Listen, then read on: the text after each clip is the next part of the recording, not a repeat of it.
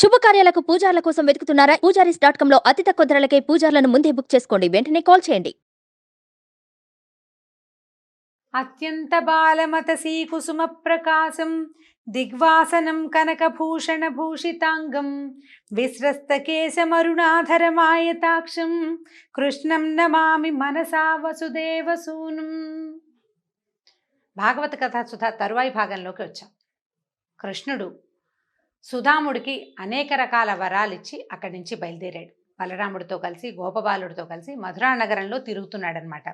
ఆ ముందుకు వెళ్తుంటే ఆయనకి ఒక అమ్మాయి ఎదురుపడింది. ఇది ఏంటంటే చేతిలో పెద్ద పాత్ర ఉందట. పాత్రలో పెద్ద పళ్ళె ఉంది. పళ్ళెల్లో చిన్న చిన్న పాత్రలు చాలా ఉన్నాయి. ఆ పాత్రల నిండా మైపూతలు అంటే గంధాలు అనమాట.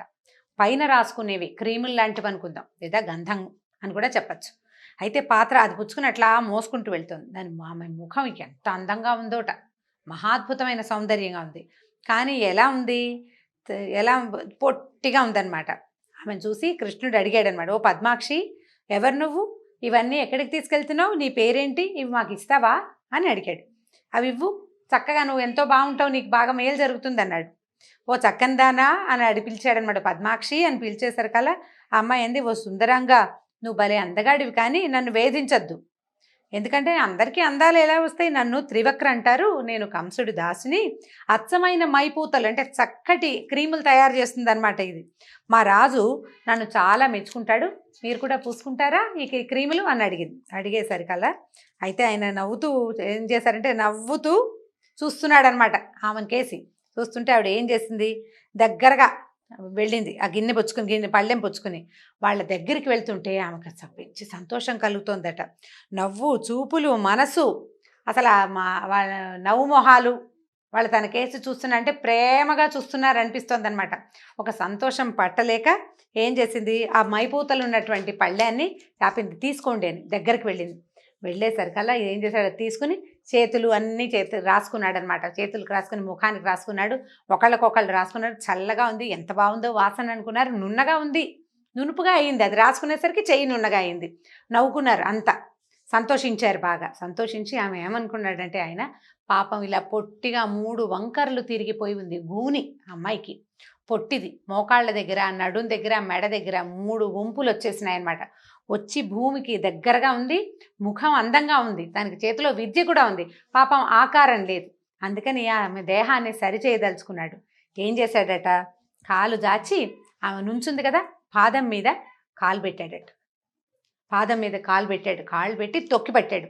తర్వాత 2 చేతి వేళ్ళని తన 2 చేతులతోటి ఆమె గడ్డాన్ని ఇట్లా పట్టుకుని ఇట్లా పైకి లాగాడట. కింద పాదాలు ఉన్నాయి కదా, అవి ఏం పాదాలండి? భూమి ఆకాశాలని ఏకకాలంలో ఆక్రమించగలిగిన మహాద్భుత పాదాలు. వాటితోటి ఆమెను నొక్కి పట్టి 2 చేతులతోటి పైకి లాగాడు. మెడ పట్టుకుని గడ్డం దగ్గర పట్టుకున్నాడు అనమాట. లాగేసరికల్లా ఈ మొత్తం దేహం, ఈ వంకర టింకర్లుగా ఉన్న దేహం సాదాగా పైకి సాగి కృష్ణుడంత ఎత్తు వచ్చేసిందిట. అంత ఎత్తు వచ్చేసింది. ఆయన పాదాలే పాదాలు, చేతులే చేతులు. భూమిని తీసుకొచ్చాడు సముద్రంలోంచి. అటువంటి చెయ్యి, బలిచేతి దానం తీసుకున్నాడు ఆ చెయ్యి. దాంతో ఈ 2 చేతులతోటి పట్టుకుని ఆమెను లేవనెత్తేశాడు. ఒకే ఒక క్షణంలో మహాద్భుతమైన సౌందర్య రాశిగా అయిపోయింది. అమ్మాయికి ముఖం అందమైనదే, ముఖవర్చస్సులో సమస్య ఏం లేదు. శరీరమే త్రివక్రగా ఉంది. ఈ త్రివక్రగా ఉన్నటువంటి కుబ్జా స్వరూపాన్ని మహాద్భుతమైన మెరుపు తీగలాగా చేసేసాడు క్షణంలో. ఇట్లా తనని ముట్టుకుని ఇట్లా సాగదీసేసరికల్లా అమ్మాయి అసలు కళవళ పడిపోయిందనమాట. తన ఎదురుగుండా ఉన్నటువంటి మన్మథాకారుడైన ఈ కుర్రవాణ్ణి చూసి, మా ఇంటికి రా, నా దగ్గరికి నాతో పాటు ఉందుగానని చెప్పి ఆయనకు పైన ఉత్తరీయం వేసుకున్నాడు. ఆ ఉత్తరీయాన్ని పట్టుకుని లాగిందట, నాతో ఉండమని. అడిగేసరికల్లా నవ్వుతూ చెప్పాడనమాట. బలభద్రుని చూశాడు. ఇదిగో ఈ అమ్మాయి కూడా లైన్లోకి వచ్చిందని చెప్తున్నాడు అనమాట. వాళ్ళ అన్నయ్యని చూసి నవ్వుతూ ఏమన్నాడంటే, చంద్రముఖి, నేను వచ్చిన పని అయ్యాక మీ ఇంటికి వస్తానని చెప్పాడు.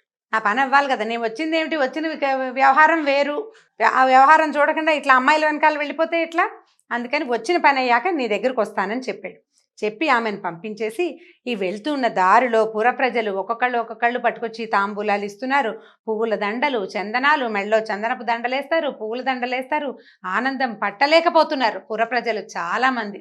ఆయన చూసి సమ్మోహనానికి, అంటే ఆ సమ్మోహనంగా ఉన్నటువంటి రూపానికి లోబడిపోతున్నారనమాట. సరే క్రమంగా ఇలా వెళ్తూ వెళ్తూ ఏం చేశాడు, ఒక ధనుశాల ఉంది అక్కడ, అంటే ధనుసుల్ని అట్టెపెట్టే శాల ఉంది, అక్కడికి వెళ్ళాడు. వెళ్ళేసరికల్లా అక్కడ ఒక పెద్ద విల్లుందట.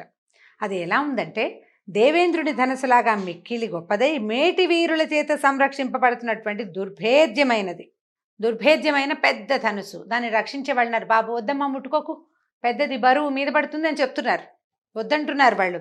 దాన్ని ఏం చేశాడు, దాన్ని తనతో పాటు ఉన్నారు, అన్నయ్య ఉన్నాడు, ఇంకా గోపాలుడు, కొంతమంది ఆయన చుట్టాలు కూడా ఉంటారు కదా అందులో. వాళ్ళందరూ ఇది నీకేం లెక్క, ఎత్తి చూడు బాగుందో లేదో ధనస్సు. మామూలుగా ధనస్సు లాంటివి ఆయుధాలు ఏవైనా సరే మా సామాన్య ప్రజ అయితే ఊరికే చూసి అబ్బా ఎంత పెద్దదో, ఎంత బరువు ఉంటుందో, దీని చక్రం ఎంత పదునుగా ఉందో అనుకుంటారు. అవి ధరించగలిగేవాడు, అంటే వాటిని వాడగలిగే శౌర్యం ఉన్నవాడు వస్తువుని ఎత్తి చూస్తాడు కదా, ఎత్తి చూడాలి కదా, ధనస్సుని ఎత్తి చూసి దానికి ఇది సరిగ్గా ఉందో లేదో తెలుసుకోవాలి. గదలు ఉన్నాయనుకోండి, దాని బరువు ఎంత ఉందో ఎత్తి చూడాలి. ఏ వస్తువునైనా అంతే, ఒక బల్లె ఉంటే దాని పొడుగు ఎంత ఉందో అది కరెక్ట్గా మనం వేస్తే వాటంగా వెళ్తుందా వెళ్ళదా పరీక్షించాలి కదా. వీటి పిల్లాడు ముట్టుకుంటూ ఉంటే వాళ్ళు వద్దు వద్దన్నారు, వద్దంటే మిగిలిన వాళ్ళు నవ్వారు, రాక్షసులను చంపిన వాడికి నీకో లెక్క అన్నారు. అనగానే ఏం చేశాడు, దాన్ని పట్టుకున్నాడు పైకి, ధనస్సును పైకెత్తి, ముందు ధనస్సుకి అల్లెత్రాడు కట్టి ఉండదండి, ధనుస్సు వంపే ఉంటుంది, తాడు ఒక పక్కన చుట్టూ ఉంటుంది. సాధారణంగా ఏం చేస్తారంటే ఈ ధనుస్సుని తీసేటప్పుడు దాన్ని పట్టుకుని ఆ పైన ఉన్న అల్లెత్రాటిని ఏం చేస్తారు, దాన్ని ఓడదీసి బిగిస్తారు. అప్పుడే కరెక్ట్గా ఈ ధనుస్సు తాలూకు షేప్ మనకి తెలుస్తుంది. తీసి దాన్ని తగిలించాడు, అల్లెత్రాటిని తగిలించి ఏం చేశాడు, నారిని లాగుతారనమాట. లాగితే దాన్ని ధనుష్టంకారం అంటారు, ధనుస్సు యొక్క శబ్దం. ఆ నారి గట్టిగా లాగి వదిలితే జమ్మని పెద్ద శబ్దం వస్తుంది. అయితే ఇప్పుడు దాని డిగ్రీ సరిగ్గా ఉండాలి, అది ఎన్ని కరెక్ట్గా కుదిరిందా లేదా, దాని కోణం సరిగ్గా ఉండాలన్నమాట. ఏదైనా తేడా ఉంటే విరిగిపోతుంది. అది పరీక్షించటం కోసం ఈయన లాగేసరికల్లా అది ఎట్లా ఉందంటే, లాగేసరికి ఒక మదపటేనుగు చెరుగడని విరిచినంత తేలికగా దాన్ని లాగి విరిచేశాడు. ఈ లాగేసరికల్లా మధ్యకి పట్టుకుమని విరిగిపోయింది. ధనస్సు విరిగేసరికల్లా ఎట్లాంటి శబ్దం వచ్చిందంటే మామూలు శబ్దం కాదు, అది చాలా పెద్ద ధనుసు, చాలా బరువైనది. అది లాగిన శబ్దానికే ఒక శబ్దం వస్తుంది, మెరుపులు ఉరుముతున్నట్టుగా ఉంటుంది. విరిగేసరికల్లా హడిలిపోయారు చుట్టుపక్కల జనం. ఈ యాగశాలలో ఉన్నటువంటి కంసుడికి భయం వేసింది, ఏంటో ఢామ్మని ఉలిక్కి పడ్డాడనమాట, భయపడిపోయాడు. అయితే వీళ్ళంతా ఏమనుకున్నారంటే, వాళ్ళ చుట్టూతా ఉన్న వాళ్ళంతా ఏమిటి ఈ పిల్లడు, వీడికి సందేహం లేదు, భయం లేదు, భక్తి లేదు, రాజుగారి ధనస్సుని విరిచేశాడు, ఇది సహింపరాని సాహస కార్యం, వీడిని పౌరుషంతో పట్టుకోవాలని చెప్పి ఆ చుట్టుపక్కల ఉన్న రక్షకులంతా వచ్చారు. వచ్చేసరికల్లా ఈ బలరాముడు ఈయన చేతిలో నుంచి ఆ విల్లు రెండో ముక్క లాగేసుకున్నాడు. విల్లు విరిగిపోయింది కదా, చెరుకో ముక్క పట్టుకుని ఆ ముక్కలతోటి వచ్చిన ఈ ధనుసుని రక్షించే వాళ్ళందరినీ చితకొట్టేశారట ఇద్దరు కలిసి. కొంతమంది పోయారు కూడా, పారిపోయిన వాళ్ళు పారిపోయారు, అక్కడే ఉన్న వాళ్ళు వెళ్ళిపోయారు, అంతే. అక్కడి నుంచి ఈ విధంగా మధురానగర విహారం చేసి బయలుదేరి సాయంకాలం చీకటి పడకుండానే తమ విడిదికి వెళ్ళిపోయారు. ఈ వెళ్ళిన తర్వాత ఆ రాత్రి గడిచింది. మర్నాడు సూర్యోదయం అయింది. సూర్యోదయ వర్ణన, రాత్రి వర్ణన, బోల్డని వర్ణనలు ఉంటాయి, చాలా వర్ణిస్తారు పోతన్ గారు. ఓపికంటే నిదానంగా చదవగలిగితే అబ్బో బ్రహ్మాండంగా ఉంటుంది, చాలా బాగుంటుంది. మనకంత సమయం లేదు కదా, కాలాతీతం అయిపోతుంది. అక్కడి నుంచి పొద్దున్నే సూర్యోదయం అయ్యేసరికల్లా కంసుడు మల్ల యుద్ధానికి సిద్ధం చేయించిన క్రీడారంగం చాలా బాగా అరేంజ్ చేశాడండి. మధ్యలో మల్ల యుద్ధం జరుగుతుంది, చుట్టూతా ప్రజలంతా కూర్చుని ఈ యుద్ధాన్ని చూడడానికి వీలుగా చక్కగా ఏర్పరిచారు.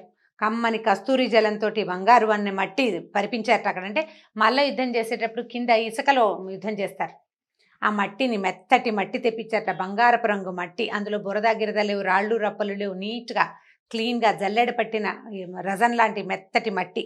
అక్కడి నుంచి కస్తూరి జలంతో తడిపారట, చుట్టూతా గంధపు కర్రలతోటి కంచెబెట్టారట, గొప్ప గొప్ప పూలదండలు, అలంకారాలు ఎన్ని చేశారో, అంటే బ్యూటిఫుల్గా కనపడుతోంది అనమాట.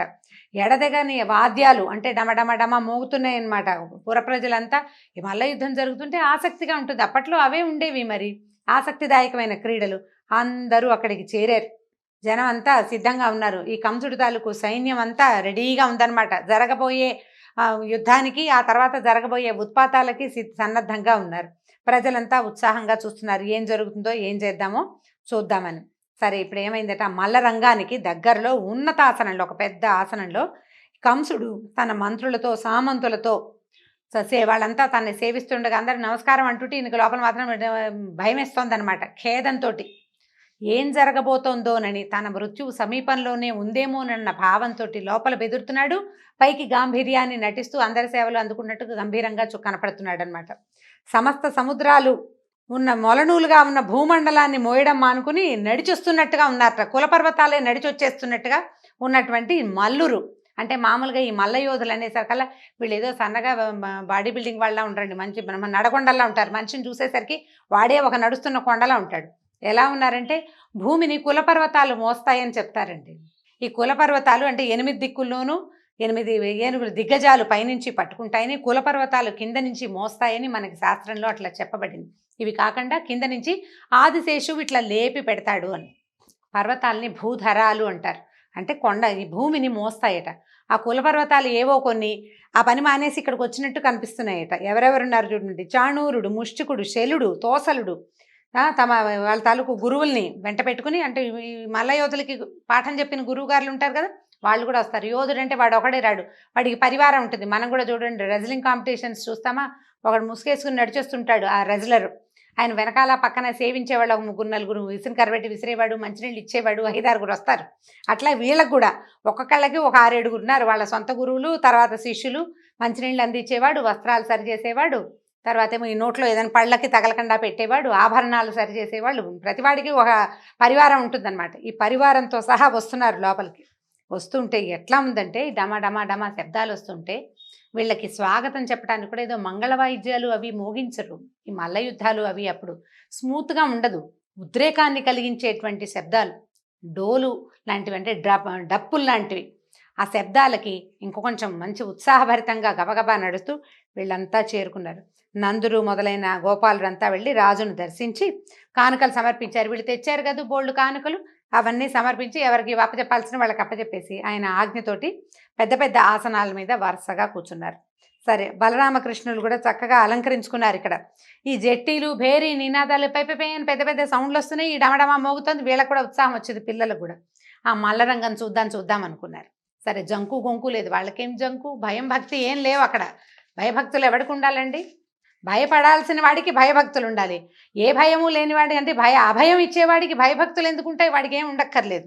బ్రహ్మాండంగా చూస్తున్నారు. ఎంత బాగుందో చూద్దామని ఏం చేశారట, ఈ రంగస్థలానికి వెళ్ళే దారిలో వాకిలి దగ్గర పెద్ద ఏనుగుందటండి. కువలయాపీఠం దాని పేరు. మొదట చెప్పుకున్నాం మనం. ఈ ఏనుగును చూసేసరికి అది ఎట్లా ఉందంటే మామూలువి ఒక 100 ఏనుగుల బలం ఆ ఒక్క ఏనుగుకే ఉన్నట్టుంది. దాని వెనకాల ఓ 10 ఏనుగులు నిలబడ్డా కనపడవు. అదంత పెద్దదనమాట. అంత బ్రహ్మాండంగా ఉంది. విపరీతమైన మదం. దానికి మొహం మీద నుంచి చెమట కారుతూ ఉంటుంది. ఏనుగులు మదం ఎక్కి ఉండటం అనేది ఒక పదం అండి. అయితే మనం ఇప్పుడు దాన్ని ఒక బ్యాడ్ వర్డ్ కింద భావిస్తాం. మదం ఎక్కి ముందు వీడికి అంటే అదేంటో బ్యాడ్ థింగ్ కాదండి. అది నిజంగా ఏంటంటే అది జంతువులలో ఏనుగులకి వచ్చేటువంటి లక్షణం. చెమట పోస్తుందన్నమాట. ఆ చెమట పోసినప్పుడు ఏమవుతుంది, ఒక మంచి సుగంధమైతే బ్యాడ్ స్మెల్ రాదు ఏనుగుల చెమట నుంచి. అది క్రమంగా ఏమవుతుంది, అది ఉద్రేకం పెరిగిన కొందికి దానికి కోపము, చికాకు వస్తాయి. దానికి కావాల్సింది దొరికితే కానీ అది ఊరుకోదన్నమాట.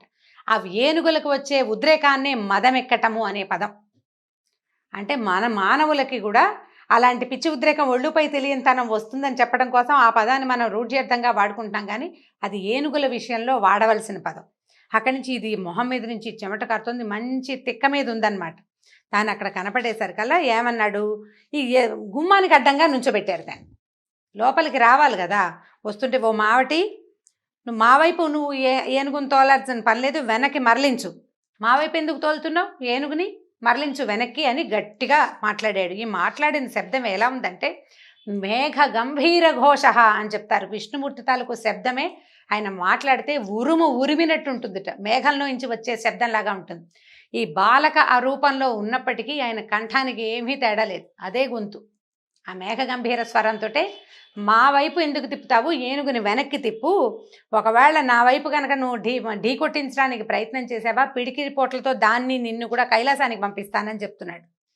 యముడి దగ్గరికి వెళ్తారు మీరు, ఇది తథ్యం, మరలించు వెనక్కి అన్నాడు. అనేసరికల్ వాడు ఆగల. ఆ మావటివాడు దాని మీద కూర్చున్నవాడు, వాళ్ళు ఏం చేస్తారంటే చిన్న ఇంతది ఉంటుందండి, అంకుశం అంటారు. అంత పెద్ద ఏనుగుకి అంకుశమే చాలు. అలానమంటారు. అంటే ఏనుగుని కట్టే స్తంభాన్ని అలానమంటారు. ఈ అలానం అక్కడే ఉంది సరిగా వీళ్ళు ఎక్కడైతే ఏర్పరిచారో ఈ మల్ల యుద్ధపు పోటీలు దాని కట్టే స్తంభం అక్కడే ఉంది, అందుకని అది అక్కడే నుంచుంది. ఈ పైన ఉండేవాడికి ఇంతే ఉంటుంది సన్నగా, అది దానికి ఒక కొస ఉంటుందన్నమాట. దానికి కుంభస్థలం దగ్గర పొడుస్తారు. ఆ పొడిచే పోటు తాలూకు ప్రెషర్ని బట్టి ఏం చెయ్యాలో ఏనుక్కి తెలుస్తుంది అనమాట. ఈ పైన ఉన్నవాడు ఎదురుగుండా వస్తున్న వాళ్ళ మీదకి వెళ్ళు అని సంకేతం చెప్తున్నాడు దానికి, అది వీళ్ళ మీదకి వస్తుంది అనమాట. ఇప్పుడు ఎప్పుడైతే కృష్ణుడు ఇతన్ని వద్దని చెప్పాడో, మా వైపు చేయొద్దు, నువ్వు పక్కకి మరల్చు, వెనక్కి మరల్చమని చెప్పినా వాడు వినకుండా ఇంకొకసారి దెబ్బ కొట్టి అంకుశంతో దాన్ని ఈయన వైపుకి వీళ్ళ వైపుకి మరలించాడు, వీళ్ళ మీదకి ప్రేరేపిస్తున్నాడు అనమాట, వెళ్ళి కొట్టేసేయమని. దాంతో ఏం చేశాడంటే జుట్టు చక్కగా ముడేసుకుని ఉన్నాడు, దాన్ని ముడి ఇంకొంచెం బిగించుకున్నట్ట కృష్ణుడు. పీతాంబరాన్ని గట్టిగా బిగించి కట్టుకున్నాడు, పంచ కట్టుకుని ఉన్నాడు కదా పసుపచ్చది, దట్టి బిగించాడనమాట. మంచి మొహం మీదకి ఇట్లా జుట్టు పడుతోందట ముంగురులు. ఆ పడుతున్న జుట్టుని వెనక్కి తోసుకున్నాడు. వెనక్కి తోసి ఏం చేశాడు, అబ్బో శబాష్ శబాష్ అంటున్నారు చుట్టుపక్కల చూసేవాళ్ళు. ఇప్పుడు దట్టి బిగించటము అనగానే ఒక యుద్ధానికి సిద్ధం అవటం, సన్నద్ధం అవటం అనే క్రియ. మామూలుగా ఉండేవాడు మామూలుగానే వెళ్తాడు, జుట్టు బిగించాడు, గోచి బిగించడం అనేది మనం ఇప్పుడు కూడా వాడుకుంటూ ఉంటాం. యుద్ధానికి వెళ్లే ముందు చేసేది అది. మిగిలిన వాళ్ళకి అర్థమైంది ఇతను దాన్ని ఢీకొనబోతున్నాడు అనేది అతని చుట్టుపక్కల వాళ్ళకి, చుట్టూతా ఉన్న ప్రజలకి కూడా అర్థమైంది. ఏం చేశాడు, ఎట్లా ఉందంటే కొండలని పిండి చేయగలిగేంత సత్తా ఉన్నటువంటి ఆ ఏనుగుని దగ్గరికి వెళ్ళేటట్టు దాన్ని సమీపించాడు. మావటివాడు బాలుడు చిన్నపిల్లాడు అని సందేహించకుండా కరుణ లేదు వాడికి. కంసుడి ఆజ్ఞానుసారి అయి ఈ గోపకుల శ్రేష్ఠుడైన శ్రీకృష్ణుడి మీదకి దీన్ని ఏనుగుని పూర్తిగా తోసేశాడు. పద వెళ్ళు ఢీకొట్టమని దానికి ఆజ్ఞ ఇచ్చేశాడు, పైనుంచి పొడిచాడనమాట. ఆయన మీదకి నడిపించేసరికల్లా ఇక ఏమైంది, ఇంకా అక్కడ చుట్టుపక్కల వాళ్ళ అంటే ఈ ఏనుగుల తాలూకు కాపలా వాళ్ళు, మావటి వాళ్ళు ఉంటారు కదా, వాళ్ళంతా కూడా చప్పట్లు కొట్టి ఈ కువలయా పీడాన్ని ప్రోత్సహించారు. సాధారణంగా ఏనుగుల ప్రోత్సాహం దేని మీదకి ఉంటుంది, వ్యక్తుల మీదకి ఉండదండి ఎప్పుడూ కూడా. ఇప్పుడు ఒక ఏనుగుని ఎందుకు పోషించేవాళ్ళు, రాజులు యుద్ధం కోసం పోషించేవాళ్ళు. ఆ యుద్ధం ఎలాంటప్పుడు ఎలా జరుగుతుంది, అవతల కూడా ఏనుగు ఉండాలి, దాన్ని ఢీకొట్టమని ప్రోత్సహిస్తారు, అప్పుడు ఏనుగు వెళ్తుంది. ఈ ఎదురుగుండా ఉన్నవాడు ఏనుగు కాదు, దానికి సగం సైజులో కూడా లేని బాలకుడు. ఇప్పుడు ఒక పిల్లవాడి మీద, ఒక మనిషి మీదకి దాన్ని ప్రేరేపించడం అనేది దానికి అలవాటు లేని పని, అది చెయ్యదు. ఏనుగులకు కూడా కొంత బుద్ధి ఉంటుంది కదా. ఇప్పుడు దాన్ని ప్రేరేపించాలంటే మావటివాడు ఒకడు గుచ్చితే కొంచెం దగ్గరికి వెళ్తోంది కానీ జోరోమని పడిపోవటల. అదే ఎదురుగుండా ఉన్నది ఏనుగైతే ఈ వాటికి ఎప్పుడో కొట్టేసేది. అది ఎందుకు కొట్టలేదంటే ఎదురుగుండా ఉన్నవాడు వ్యక్తి అని, బాలుడని దానికి తెలుసు. దాన్ని మరింత ప్రేరేపించడానికి చుట్టుపక్కల ఉన్నటువంటి మావటులంతా కూడా చప్పట్లు కొట్టి దాన్ని ఎగసన దోశారు, వెళ్ళు కొట్టేసేయమని.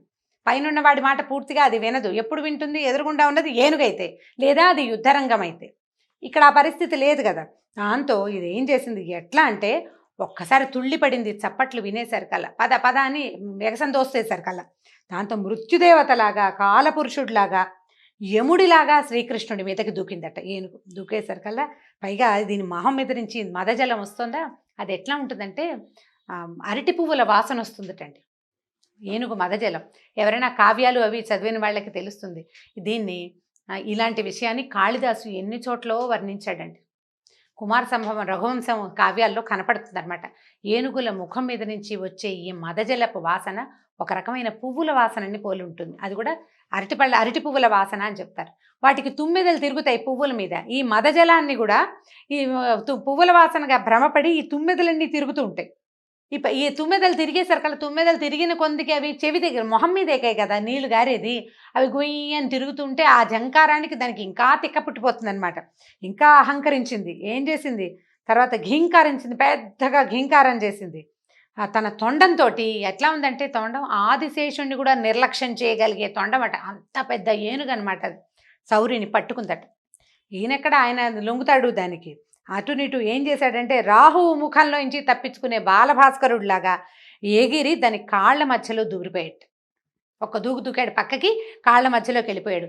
ఇక ఎవరినైతే తను యుద్ధం చేయడానికి బయలుదేరిందో, ఎవరిని పట్టుకోవడానికి ప్రయత్నిస్తుందో ఆ పిల్లాడు కనపడకపోయేసరికల్లా దానికి కోపం వచ్చేసింది, ఏనుగుకి తెక్కొచ్చేస్తుంది అనమాట. అటు ఇటు తిరిగి చూసింది. కాళ్ళ మధ్య ఉన్నవాడు ఎట్లా కనపడతాడు, ఏనుగుకి అంత సూక్ష్మ దృష్టి లేదు, చుట్టుపక్కల చూడగలుగుతుంది. దాంతో వాసన పసిగట్టింది, కాళ్ళ మధ్య ఉన్నాడని తెలుసుకుని ఏం చేసింది, తొండాన్ని కిందకి వంచి మెడ పట్టుకోవటానికి ప్రయత్నం చేసింది. చేసేసరికల్లా ఆయన ఏం చేశాడు, వెనక వైపుకి వెళ్ళిపోయాడు. దాన్ని తోక పట్టుకున్నాడు. ఏనుగుకి తోక సన్నగా ఉంటుంది, దాని శరీరానికి దాని తోకకి సంబంధం ఉండదు. ఏం చేశాడు, దాన్ని పట్టుకోవటం ఏమిటి, అంతకుముందు చాలాసార్లు ఆయన ఆవు దూడల్ని వాటిని వీటిని ఎత్తి విసిరేశాడు, గుర్రాన్ని విసిరేశాడని కూడా విన్నాం. అంత ఏనుగుని తోక పట్టుకుని విసిరేశాడట, గిరగిరా తిప్పి విసిరేశాడు. ఇక అటు ఇటు పక్కకు పడేసరికల్లా ఏనుగు దానికి తిక్క మీద ఉంది, పైగా వీడిని కొట్టాలి అని ప్రోత్సాహం ముందే పొందింది. అది ఇతనే పట్టుకున్నాడని, తన కాళ్ళ మధ్యలో నుంచే వెళ్ళాడని అది తెలిసింది కదా, ఆ వాసన ఒకటి తెలుస్తుంది, ముఖం గుర్తుపడుతుంది. దాంతో కింద పడినా సరే అది మళ్ళీ పరిగెత్తుకుంటూ వచ్చిందట. ఇక తను కుడివైపుకి తిరిగితే ఎడం వైపుకి తిరిగి, అది ఇటు వస్తే అటు వచ్చి దొరకకుండా దాన్ని నానా తిప్పలు పెట్టాడు. తిప్పలు పెట్టి దానికి రొప్పి వచ్చేసింది, ఆయాసం వచ్చేసింది. కోపం ఉన్నప్పుడు ఆయాసం ఎక్కువ వస్తుంది. జంతువుకైనాను తను అనుకున్నది జరగకపోతే జంతువులకు కూడా కోపం వస్తుంది. ఇక అటు తిరిగింది ఇటు తిరిగింది. ఇంకా ఏం చేశాడట ఈయన, ఒక్కసారి ఎగిరి కుంభస్థలాన్ని భేదించాడు, మొహం మీద కొట్టాడు 2 పిడుగుద్దులు. కొట్టేసరికల్లా ఈ ఏనుగుల కుంభస్థానంలో ముత్యాలు ఉంటాయటండి, రత్నాలు కూడా ఉంటాయి. ఇది కూడా మనకి కావ్యాల్లోనే కనపడుతుంది. సాధారణంగా ఇప్పుడు మనం మామూలు వాళ్ళంటే ఏమనాలి, మన ఛానల్స్లో చూస్తుంటాం కదా, అబ్బాయి అలాంటివి ఏమి ఉండవండి అంటారు. ఉండకపోవచ్చు, కానీ పాతకాలపు ఈ పుస్తకాల్లో కానీ మనకి పురాణాల్లో కానీ కావ్యాల్లో కూడా ఏనుగు కుంభస్థలంలో ముత్యాలు అవి ఉంటాయని, మంచి ముత్యం ఏనుగు కుంభస్థలంలోనే దొరుకుతుందని చెప్తారు. ఈ కొట్టేసరికల్లా దాని ముఖం మీద నుంచి ఇది పగలంగానే ఎలా అయిందంటే, ఇట్లా ఎగిరిపోయిన ముత్యాలు, కుంభస్థలం పగిలి ఎగిరిన ముత్యాలు దాని కుంభస్థలపు తాలూకు నెత్తురు తగిలి రత్నాల్లాగా మెరుస్తూ అటు ఇటు పడిపోయినాయట. కొట్టేశాడు, బాగా పడిపోయినాయి దెబ్బలు. ఒకే ఒక పెద్ద కేక ఘీంకరిచ్చింది, చావు కేక అనమాట. అదేదో శౌర్యంతో ఘీంకారం కాదు, శక్తిని కోల్పోయి ఈ మొహం పగిలిపోయేసరికల్లా తొండం వేళ్లాడిపోయింది. ఎలా అయిందంటే అది తామరతూడులాగా వేళ్లాడుతూ పడిపోయిందట కిందకి. ఈ చుట్టుపక్కల వాళ్ళంతా పరమాశ్చర్యం పొందారు. ఈయన ఏం చేశాడు, దీని కింద పడంగానే దాన్ని ఏంటంటే, ఏనుగులకి వాటి బలము వాటి మదము వీటిలలో ఉంటుంది, ఏనుగు దంతాల్లో. దాన్ని ఏం చేశాడు, గట్టిగా మీదకి మెడ దగ్గర కాలేసి దంతాలు ఊడబెరికేశాడు. ఊడబెరికిన దంతంతో కొట్టాడు 4-5 దెబ్బలు. మొహం పగిలితే చచ్చిపోలే, అది వడిలిపోయింది, దానికి నొప్పి పుట్టి బాధతోటి పడిపోయింది కిందకి. కొట్టి ఏం చేశాడు, ఇంకో దండం కూడా లాగేశాడు, 2వ దంతం కూడా లాగేశాడు. ఆ లాగిన దంతంతో ఆ చుట్టుపక్కల ఉన్న మావటి వాళ్ళంతా ఆశ్చర్యంగా చూస్తూనే ఉన్నారు. పటాపటా కొట్టేశాడు. మధ్యలో బలరాముడు కూడా 2వ దంతం లాక్కుని ఆయన కొట్టేశాడు. ఇద్దరు కలిసి చేరుకో దెబ్బ వేసి మావటి వాళ్ళందరినీ సంహరించేశారు. ఎందుకంటే బాలుడు వీడి మీదకి పంపించడం ఏమిటని ఇంగితం లేదు వాళ్ళకి. ఒక రాక్షస రాజుని అనుసరిస్తూ అతని రాక్షస పాలనలో ఉంటూ వీళ్ళకు కూడా రాక్షస ప్రవృత్తి వచ్చింది.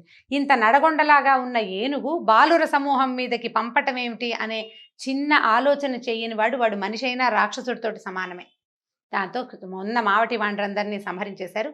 చెరొక దంతాన్ని భుజం మీద గదల్లాగా వేసుకుని ఏం చేశారు, గోపాలకులందరూ తమని అనుసరించి వస్తుండగా మల్ల యుద్ధం జరుగుతున్నటువంటి రంగస్థలానికి ప్రవేశించారు. కువలయాపీడ వధతోటి ఈరోజు భాగం సమాప్తం. వచ్చే భాగంలో మళ్ళీ రేపొద్దున కలుసుకుందాం. నమస్కారం.